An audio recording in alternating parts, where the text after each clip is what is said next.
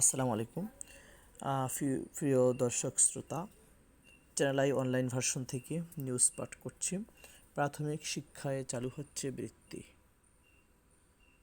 প্রাথমিক ও গণশিক্ষা মন্ত্রণালয়ের উপদেষ্টা অধ্যাপক ডক্টর বিধান রঞ্জন রায় পোদ্দার বলেছেন, প্রাথমিকে পরীক্ষা পদ্ধতি চালু হয়েছে, এখন প্রাথমিকে বৃত্তিও চালু করতে যাচ্ছি।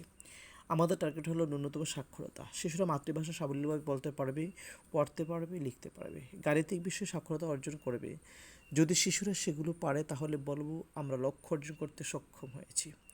শনিবার 3 মে লক্ষ্মীপুর জেলা প্রশাসক সম্মেলন কক্ষে লক্ষ্মীপুর জেলা সরকারি প্রাথমিক বিদ্যালয়ের প্রধান শিক্ষক ও প্রাথমিক শিক্ষা সংশ্লিষ্ট কর্মকর্তাদের সঙ্গে প্রাথমিক শিক্ষার মান উন্নয়নে করণীয় বিষয়ে মতবিনিময় সভায় প্রধান অতিথির বক্তব্যে এসব কথা বলেন তিনি।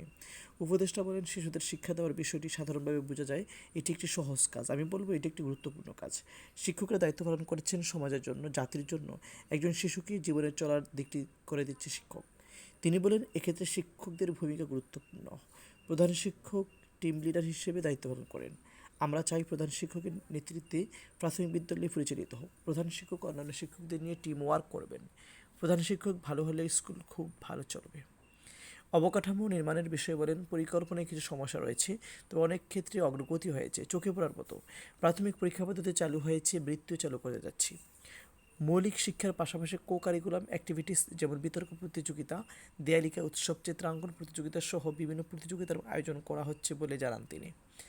জেলা প্রশাসক রাজীব কুমার সরকারের সভাপতিত্বে অতিরিক্ত জেলা প্রশাসক শিক্ষা এক্সিটি সম্রাট খিসার সঞ্চালন অনুষ্ঠানে বক্তব্য দেন প্রাথমিক শিক্ষা অধিদপ্তরের অতিরিক্ত মহাপরিচালক PEDP 4 মোহাম্মদ আতিকুর রহমান, জেলা প্রাথমিক শিক্ষা অফিসার মোহাম্মদ সাজ্জাদ, উপজেলা সহকারী উপজেলা শিক্ষা অফিসার, URC ইনস্ট্রাক্টর, সহকারী জেলা প্রাথমিক শিক্ষা অফিসার, অন্যান্য শিক্ষকরা।